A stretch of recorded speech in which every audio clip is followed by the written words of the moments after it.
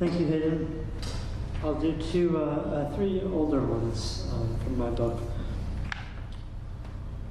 This first one has an epigraph from a friend of mine who's a musician. The poem is called Blink. Do you know how much is lost when you are blinking? Alex Reed. Eyelids touch almost imperceptibly to replenish saline humor, so that it may wait in resplendent reserve for those lachrymose paroxysms of dread which wait eternal in the stage wings of the rapidly collapsing theater of life.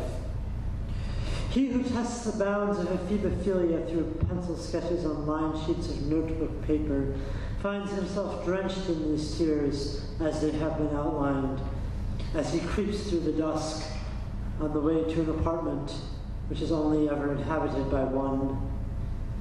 Accompanied by an expensive brandy which moistens the tips of his unkempt mustache, he prays for an eternal sleep in which he might dream of a world where every Adonis could be curbed, the stuff of fantasy and old age. His armchair faces a poster for a modern art exhibition from decades past. What art there is to life, but this life, his life, is etched in black paint mixed with midnight blue, fit for the background of a piece and nothing more. He becomes suddenly aware of his involuntary motions, so involuntary to match the rushing madness of the world outside, and feels himself blinking. Surely there was something crucial he missed while his eyes were shut.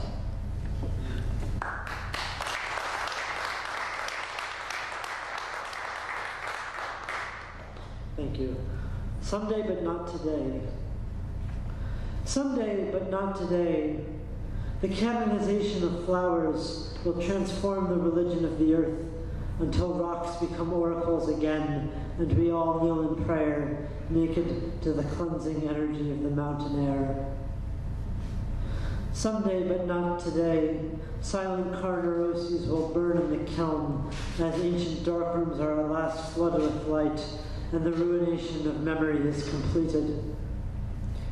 Someday, but not today, heavy turbulence will bring down the alchemical airplane, signs and signals all mixed up by the men whose job it is to direct confused vehicles of thought, burning up the crops and bringing about the drought of all centuries. Someday, but not today, the smokestacks will breathe humanity and city streets will rot in chaos, silhouettes donned with top hats, directing the play across the stage until it crashes. Someday, but not today, the sky will turn red and rain fire, but we will crouch in the caves, savoring the dank echoes that transform the darkness into a kind of shelter. Someday, but not today.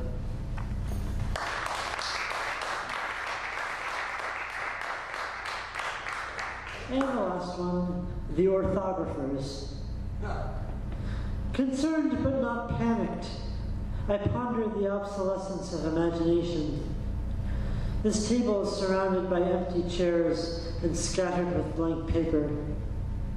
Some madman must have been assembling a manuscript out of coffee and chaos. In my mind, the manuscript is illuminated in Gothic lettering, but all your leading and kerning comes up empty when the most tenuous of telegraph wire connects us, fraying by the second as it unravels from the spool. Yes, you must be the madman, after all. We are still swimming through a rare kind of youth where crazy ideas qualify as cultural currency, where every consonant and vowel is counted in the alphabetical census, a tally that will measure our progress towards the divine. There is the mysterious subtraction implied by a circumflex, and the phonological tweaking of an umlaut. And are your accents grave or acute?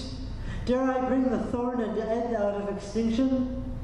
In some long-forgotten epic, we are still racing towards Omega and worshipping Saint Cyril and his backwards letters. That is without even considering Hebrew and Arabic, much less Chinese, Japanese, and Korean glyphs. The Rosetta Stone taught us the historical intentions of the children of the Nile.